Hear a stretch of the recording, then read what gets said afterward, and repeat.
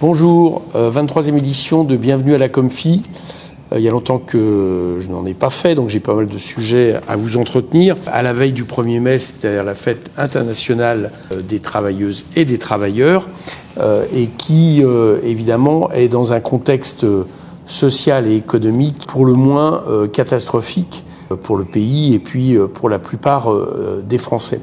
Alors je voudrais commencer à parler de ça, c'est-à-dire de la situation économique et financière, et puis notamment sur le sujet qui est au cœur même de ma commission, c'est-à-dire la question des finances et des propositions qui sont mises sur la table par Éric Lombard et Amélie de Montchalin, sa ministre du Budget, pour préparer le budget 2026. Donc en gros, quelle est la situation ? La situation, c'est que nous sommes un pays qui, depuis 2017, voit les déficits publics s'accroître parce que les recettes publiques baissent. Mais bien entendu, c'est les recettes qui baissent, environ de 3 points PIB, ce qui équivaut à une perte annuelle désormais environ d'un peu plus de 60 milliards de recettes par rapport à la situation de 2017 quand Emmanuel Macron a pris le pouvoir. Les dépenses publiques, elles stagnent quasiment, elles ont baissé même de 0,6 points du PIB depuis 2017.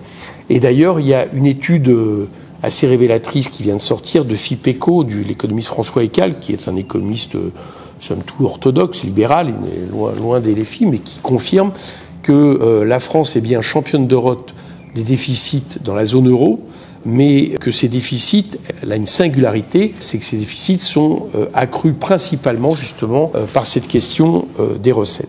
Donc on se dit qu'une politique qui échoue à peu près sur tous les sujets, et qui échoue notamment sur la question des déficits, qui était quand même l'objectif numéro 1 d'Emmanuel Macron, c'était de réduire les déficits. Bon.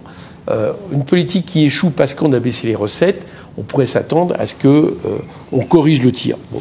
Eh bien non, pas du tout. Amélie de Montchalin annonce que pour respecter 5,4% de déficit, qui est la trajectoire que s'est donnée le gouvernement pour revenir à 3% en 2029, on va économiser 40 milliards de dépenses publiques supplémentaires, en plus des plus de 30 milliards qui avaient déjà été économisés en 2025.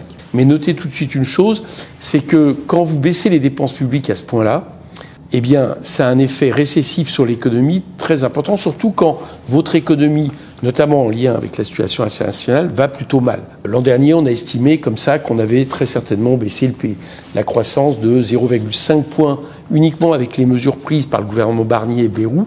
Donc là, s'il y a 40 milliards en moins, ça sera d'autant plus qui viendront se rajouter, qui vont baisser les recettes, qui vont baisser l'activité économique, la consommation populaire, etc. Alors, cette politique qui est mise en place pour 2026, elle a déjà des prémices. Les prémices, c'est quoi ?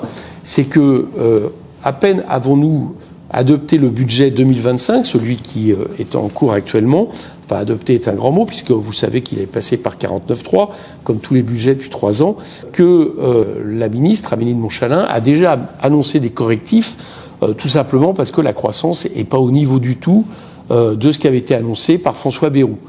On l'avait dit, que la base de la croissance à ce moment-là de 0,9 points était trop optimiste. Évidemment, ça s'est vérifié par les faits. Le gouvernement a donc abaissé cette croissance à 0,7. On peut supposer qu'elle va aller plutôt vers 0,6, voire 0,5 points. Et donc, que fait le gouvernement, vu que la croissance baisse, pour essayer de respecter sa trajectoire de déficit ? Eh bien, vous l'avez compris, il n'augmente pas les recettes, qui serait la solution normale, puisqu'il y a eu moins de recettes, si vous avez bien suivi ce que je vous ai dit.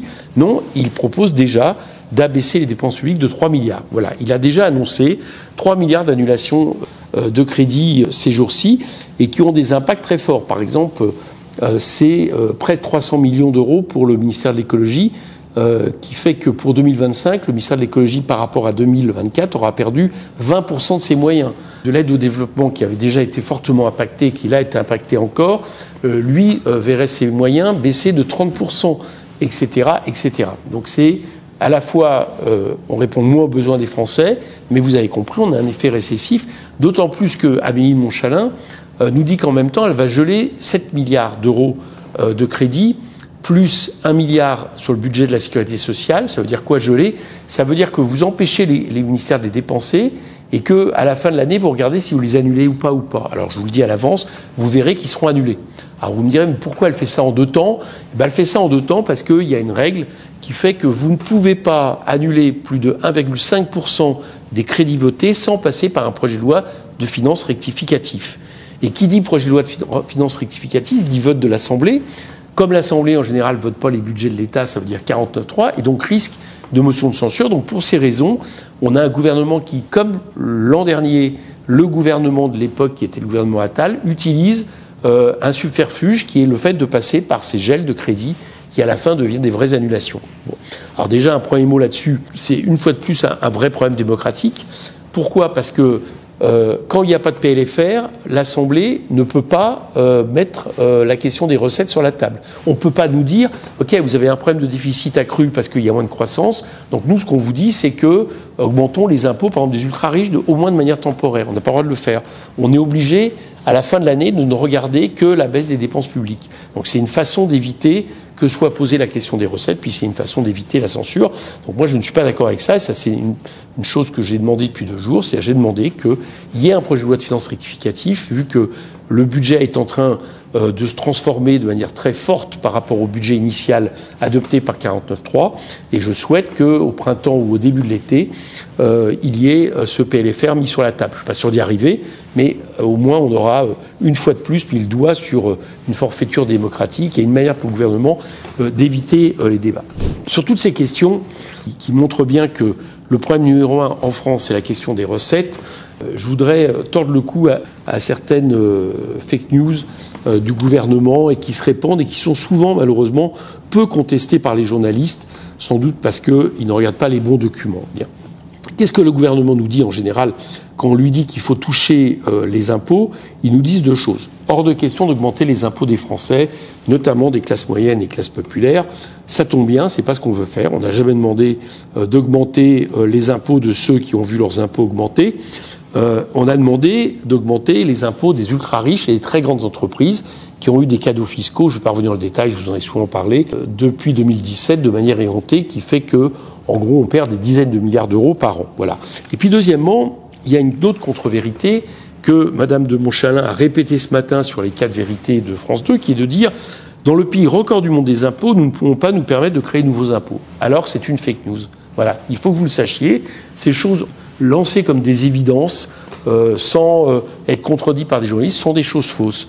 Si on regarde les personnes physiques, que ça soit sur l'impôt sur le travail ou sur l'impôt sur le capital, et c'est une étude des prélèvements obligatoires qui le dit, donc c'est une étude publique, eh bien nous sommes dans la moyenne européenne. Voilà, tout simplement. C'est-à-dire que quels que soient les revenus, que ce soit les revenus moyens ou les revenus les plus hauts, nous sommes dans la moyenne européenne en termes d'imposition du travail comme du capital. Voilà, c'est ça qu'il faut savoir, comprendre. Il y a plein de pays européens qui sont devant nous, et pas des moindres. Et donc, cette idée qu'on serait les champions du monde des impôts est une chose fausse, et ça fait partie, évidemment, de cette armada idéologique pour ne surtout pas toucher aux cadeaux fiscaux des plus riches. Alors, une deuxième chose qu'on nous dit, on nous dit très souvent, ok, admettons même que la dépense publique est un peu baissée par rapport au PIB, mais enfin, vous comprenez, une dépense publique qui est environ à 54 points du PIB, c'est évidemment quelque chose d'absolument anormal. Là aussi, je voudrais dire 2 points. La dépense publique, c'est pas de l'argent qu'on met par la fenêtre. Voilà. La dépense publique, c'est un choix, et c'est vrai que la France a fait ce choix, ça s'appelle l'État social après la libération, avec des politiques de services publics liés à la question de besoins fondamentaux, des politiques redistributives par les impôts, des politiques qui ont permis justement de prendre en charge les dépenses de santé, les dépenses de vieillesse, etc. Donc ce choix fait qu'il y a des dépenses publiques importantes. Et les autres pays qui ne le pratiquent pas, ne croyez pas que les gens ne le payent pas par les impôts. Ils le payent autrement, ils le payent par des dépenses privées. Autrement dit, si la France a des dépenses publiques importantes, c'est parce qu'elle a fait le choix, justement, d'avoir des services publics importants, d'avoir des services rendus aux Français, soit gratuitement, soit à des prix moindres que le marché et d'une certaine manière socialisé, d'avoir un système de santé qui, même s'il a été très largement attaqué depuis des années, notamment par Emmanuel Macron, permet encore globalement d'aller dans un hôpital dans ce pays et de vous faire soigner, ce qui n'est pas vrai, par exemple, dans pas mal de pays libéraux, à commencer par les États-Unis, si vous n'avez pas les moyens de le faire. Bien. Donc, ce pourcentage important de dépenses publiques, il a évidemment une fonctionnalité. Bon. Et d'ailleurs, dans les pays où c'est pas pris en charge par le public, eh bien, faut pas croire que ça coûte rien, c'est ce que je vous ai dit. Et ça se voit à quoi? Ça se voit souvent à la dette. Voilà, on a coutume de dire, et je vous l'ai dit tout à l'heure, que la dette publique française est une des plus importantes. C'est vrai. Mais quand on additionne dette publique et dette privée, on s'aperçoit que là encore, la France finalement est dans la moyenne des pays européens. Tout simplement parce que dans certains pays, c'est pas la dette publique qui paye par exemple les frais de santé, c'est pas la dette publique qui va payer certains mécanismes de solidarité, c'est les gens qui se la payent. Enfin, ceux qui peuvent se la payer. Il y en a qui peuvent pas se la payer. Et donc, souvent, ça accroît une dette privée. Voilà. Donc, par exemple, prenons un pays qui est présenté très souvent comme un pays qui serait très économe en termes de dette publique, les Pays-Bas. Ben, si vous ajoutez la dette privée et la dette publique des Pays-Bas, la dette globale des Pays-Bas est supérieure à la nôtre. Voilà. Donc ça, c'est, je crois, quelque chose de bien important à comprendre. C'est un choix de dépenser de manière collective à travers l'État, à travers les mécanismes de sécurité sociale et autres, ce que d'autres payent par le privé quand ils peuvent se le payer, ce qui n'est pas toujours le cas. Et puis troisième point, ce qui est important à dire, là encore pour tordre le cou à ce qu'on dit trop souvent, les dépenses publiques, c'est des recettes. Des recettes qui vont permettre très souvent une croissance supérieure, une activité économique supérieure, une consommation populaire supérieure. Et il arrive même dans l'histoire, c'est arrivé par exemple après la crise des subprimes, mais c'est arrivé encore l'an dernier en France, que la croissance est soutenue en réalité par les dépenses publiques. C'est-à-dire les marchés privés sont atones, et puis c'est la dépense publique qui permet, vaille que vaille, qu'on ne descende pas en dessous de 0% de croissance. Nos voisins, par exemple, allemands, sont quasi en récession, étaient en récession l'an dernier.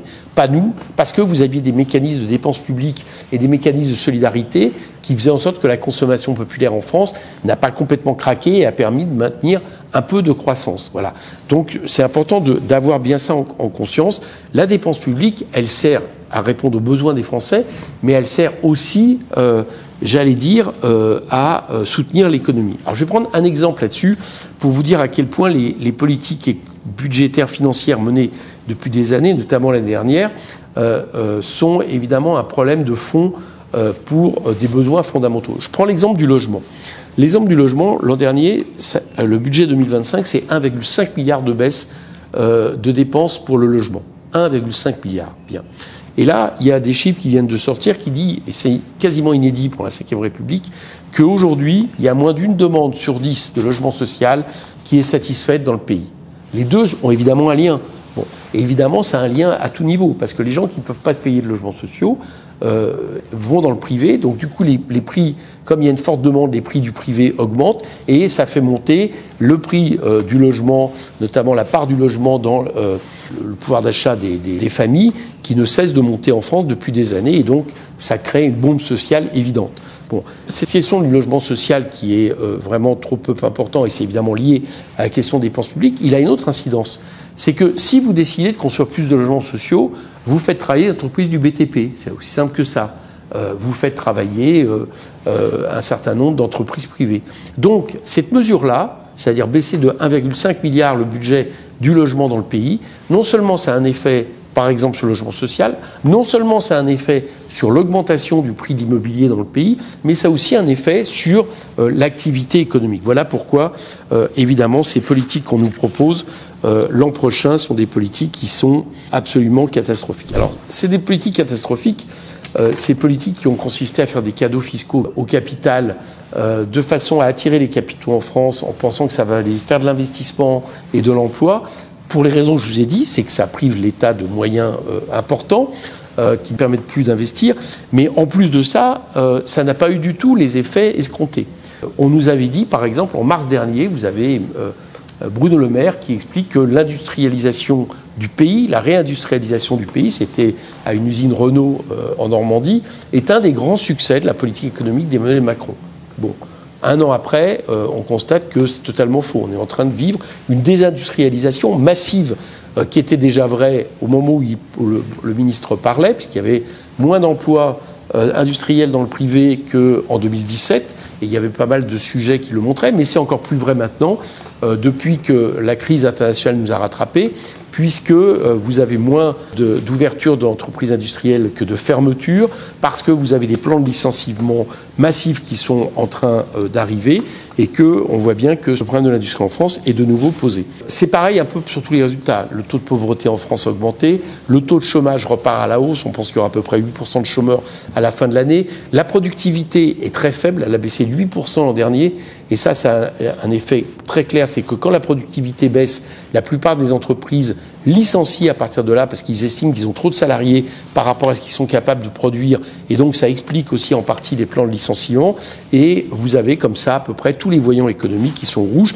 Donc leur politique de l'offre, leur politique de compétitivité, elle est en train d'échouer aujourd'hui, et vous avez compris, ils font en sorte de dire, eh bien, nous avons échoué, qu'est-ce que nous allons faire? Nous allons la continuer, vaille que vaille, malgré les échecs que je viens de vous décrire au moment même où, au contraire, il faudrait bifurquer. Alors, pourquoi il faudrait bifurquer? Parce que la situation internationale le réclame. C'est quoi la situation internationale? C'est que nous étions jusqu'à maintenant avec un capitaliste qui, depuis 30-40 ans, était assis sur le libre-échange pour favoriser les profits les plus importants possibles. Les États-Unis viennent de décider que ce libre-échange, finalement, ne les arrangeait plus, qu'ils étaient en train de perdre la partie sur la question du libre-échange, et donc, vous l'avez vu, ils ont lancé une politique d'augmentation des tarifs douaniers extrêmement important, qui les met en difficulté immédiatement, mais c'est une chose, mais qui en tout cas ouvre une nouvelle période. C'est-à-dire qu'on passe d'une période du libre-échange à une période de confrontation économique entre des blocs économiques importants et avec des mesures protectionnistes que chacun de ces pays met en place. Bien. Donc, quand vous avez une politique comme ça, le moins qu'on puisse dire, c'est que vous ne poursuivez pas la même politique de libre-échange. Là, j'ai vu que Éric Lombard était parti aux États-Unis, proposer pour que Donald Trump arrête d'augmenter les droits douaniers aux États-Unis un accord de libre-échange. Autrement dit, on soigne le mal par le mal. La France propose finalement de faire des génuflexions et d'accepter la contrainte américaine et de faire un accord de libre-échange avec les États-Unis, évidemment, qui serait totalement productif. Au contraire, c'est le moment de bifurquer. Alors, c'est le moment de changer de politique, de passer une politique de la demande, une politique de la relance de l'activité. C'est le moment aussi de passer une politique, j'allais dire, de protectionnisme solidaire et qui favorise une souveraineté industrielle et écologique. C'est nécessaire parce que si nous ne le faisons pas aujourd'hui, dans la période de compétition que nous sommes en train de voir, eh bien, il y a fort à parier que dans quelques années, ce qui nous reste de l'industrie sidérurgique, ce qui reste de l'industrie chimique, est totalement disparu du pays et que nous soyons dans une situation économique et sociale absolument explosive. Cette politique, c'est donc l'inverse de, par exemple, ce qui est fait pour la chimie.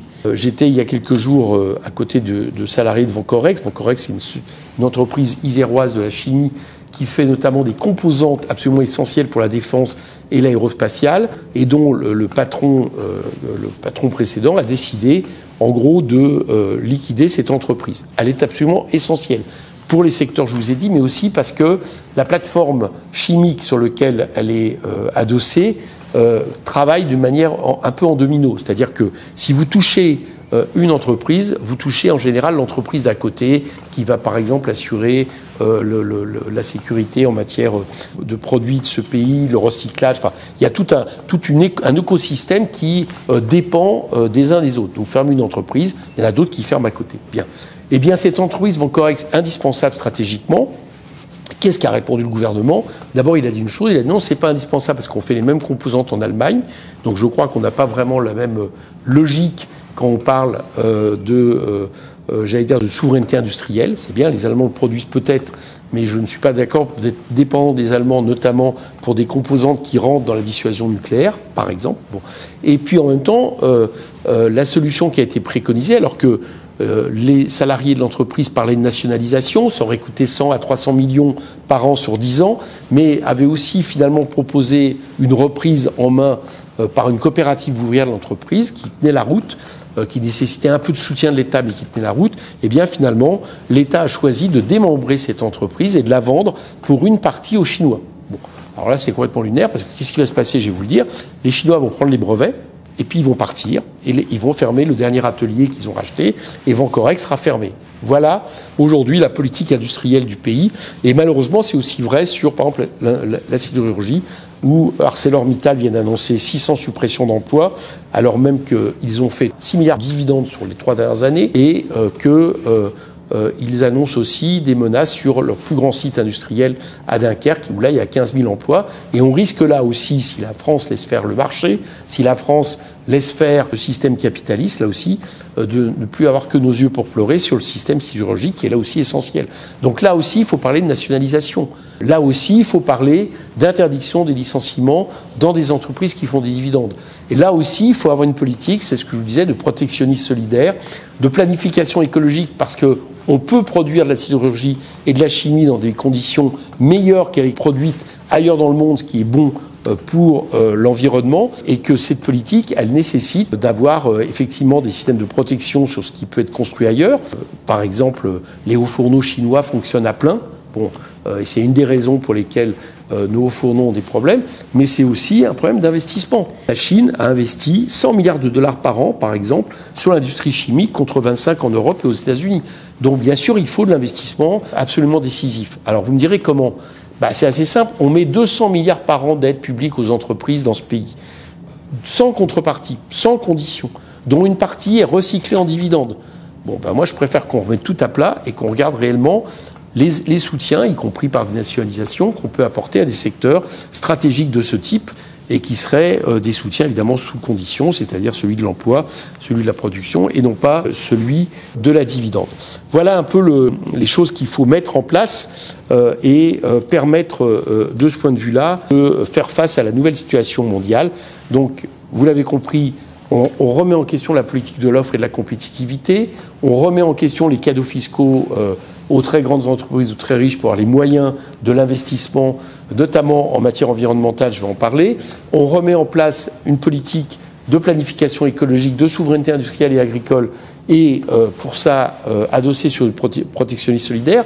Autre chose importante, on revient sur des tarifs de l'électricité moins chers, c'est-à-dire correspondant à ce que la France produit et non pas les tarifs réglementés européens qui sont plus importants. Et donc, on met en place une politique totalement différente qui nous permet de bifurquer par rapport à une situation internationale qui nécessite de le faire. Un dernier point sur cette question économique. Je suis radicalement en désaccord avec l'idée que c'est la défense qui devrait servir de support finalement en remplaçant l'industrie automobile au capitalisme industriel, notamment dans nos pays. Alors, je suis en désaccord. Pourquoi ? D'abord parce que la défense, en général, quand vous produisez des armes, à un moment donné, il faut des débouchés, donc il faut s'en servir. Donc je pense qu'il y a une dangerosité, surtout au moment où on voit cette confrontation commerciale, y compris militaire, entre les grands blocs, de continuer le surarmement qu'on voit un peu partout dans le monde et qui est évidemment une dangerosité forte. Que la France soit armée pour défendre ses territoires, c'est normal. De manière souveraine, c'est normal, donc ça on peut l'examiner, mais pas pour suppléer je ne sais quelle industrie de ce point de vue-là. Surtout qu'au même moment, on voit bien qu'il y a une autre cause qui nécessiterait par contre justement un redéploiement industriel, c'est la question la plus urgente me semble-t-il, qui est la question environnementale et climatique, avec les catastrophes qui sont devant nous et qui pose une question fondamentale, c'est que si on investit demain pour l'industrie de la défense, vous verrez que les mêmes qui nous disent attention au déficit nous diront ce n'est pas possible d'investir en même temps pour l'environnement. Et d'ailleurs, c'est ce qui s'est passé l'an dernier, puisqu'il y a eu une baisse de plus de 2 milliards du budget du ministère de l'Environnement. Donc, moi, je refuse cette course à l'armement, cette course à la confrontation entre des blocs économiques dont on sait par le passé où ça nous a amené. C'est ce qui s'est passé, par exemple, avant la guerre de 14. Et je demande que la France prenne plutôt la place en termes de pays non alignés, en termes de pays indépendantistes, une grande alliance internationale, notamment avec les pays du Sud global, qui verrait quels sont les intérêts fondamentaux des populations, et notamment en matière de transition écologique, de bifurcation écologique dans les années à venir. Voilà un petit peu ce que je voulais vous dire d'un point de vue économique et financier aujourd'hui. Un dernier point. Vous l'avez compris, il y a une montée des menaces. J'ai parlé tout à l'heure de confrontation amenée par le Trumpiste entre des blocs économiques, avec toutes les menaces qu'il peut y avoir derrière. Une menace aussi militaire, la remise en question du droit international. Trump le fait en menaçant le Canada, le Groenland. Netanyahou le fait malheureusement en procédant à un génocide et en menaçant l'expulsion des populations palestiniennes de Gaza. Poutine l'a fait évidemment vis-à-vis de l'Ukraine, mais il y a aussi dans tous ces pays une montée de l'extrême droite, de l'extrême droitisation et du racisme. Exactement comme cette fois-ci avant les années 30, qui est souvent une politique qui d'ailleurs est liée en même temps à une calomnie très agressive des oppositions. Trump le fait de manière très claire, et là lui il utilise la question de l'immigration, et on le constate aussi malheureusement en France à travers la montée du racisme, notamment de l'islamophobie, dont on vient de voir que ça avait provoqué un crime abominable avec Aboubacar Cissé, un jeune fidèle, dans la mosquée de la Grande Combe, un fidèle d'origine malienne qui a été assassiné, et qui dénote qu'il y a bien une montée de l'islamophobie dans ce pays. 72% d'actes islamophobes en plus au premier trimestre 2025 par rapport au premier trimestre 2024, même le ministère de l'Intérieur ne peut plus le cacher. Alors ça a ses origines, la montée de l'extrême droite, je viens d'en parler, qui évidemment cultive le racisme, et puis aussi la montée de cette lecture des conflits dans le monde à travers le choc de civilisation. M. Netanyahou l'a fait fortement pour essayer de transformer un conflit colonial en conflit entre religions, et qui évidemment a des impacts, parce que ça implique une montée de l'antisémitisme, incontestablement, une montée de l'islamophobie, puisque ça amène à une confrontation des religions, à une confrontation teintée de racisme évident. Donc sur tout ça, il faut le refuser. C'est pour ça que dans les jours à venir, demain 1er mai, ça sera aussi une occasion pour la paix et puis sur les questions sociales, mais aussi avec des grandes marches nationales le 11 mai, il faut s'opposer à la montée de l'islamophobie et de tous les racismes dans ce pays. Et dans le même temps, il faut aussi s'en prendre à ceux qui en sont, j'allais dire, les principaux auteurs. Et là, je pense notamment, je vais le singulariser, au ministre de l'Intérieur, Bruno Retailleau, qui n'a de cesse, en réalité, d'être, j'allais dire, un partisan de l'extrême droite dans ce gouvernement qui, soi-disant, ne l'est pas. On sait qu'il avait parlé des Français de papier, qui était une expression maurassienne, et de Drummond, qui était une expression antisémite, puisque c'était nos patriotes d'origine de religion juive qui étaient visés à ce moment-là. Là, hier, il a expliqué de manière complaisante au Rassemblement national que la fête du 1er mai était la fête de la valeur travail. C'est exactement les propos pétainistes, c'est-à-dire faire de la fête internationale des travailleurs une fête de la valeur travail dans le sens de famille, travail, patrie. Et là, en plus de ça, après toutes ces déclarations xénophobes, après avoir pointé le voile comme une menace pour la République, qui pointe bien la question d'une politique xénophobe vis-à-vis de l'islam, il vient en plus de menacer de dissolution maintenant Urgence Palestine, une des organisations les plus actives contre la politique du gouvernement Netanyahou, et aussi nos camarades et amis de la jeune garde antifasciste, dont est issu notamment notre camarade et député Raphaël Ernaud. Bon, c'est pas vraiment étonnant qu'il tente ça, puisque Bruno Retailleau finalement est assez proche des idées d'extrême droite et raciste du gouvernement Netanyahou, et que finalement on le voit, il regarde largement du côté de l'extrême droite en termes de paroles, de déclarations, d'actions, de mots, etc. J'espère que tous les démocrates vont un peu se réveiller contre ces menaces absolument éhontées de dissolution, et qu'on finira par gagner la démission de Bruno Retailleau, qui est un danger pour la République. Merci.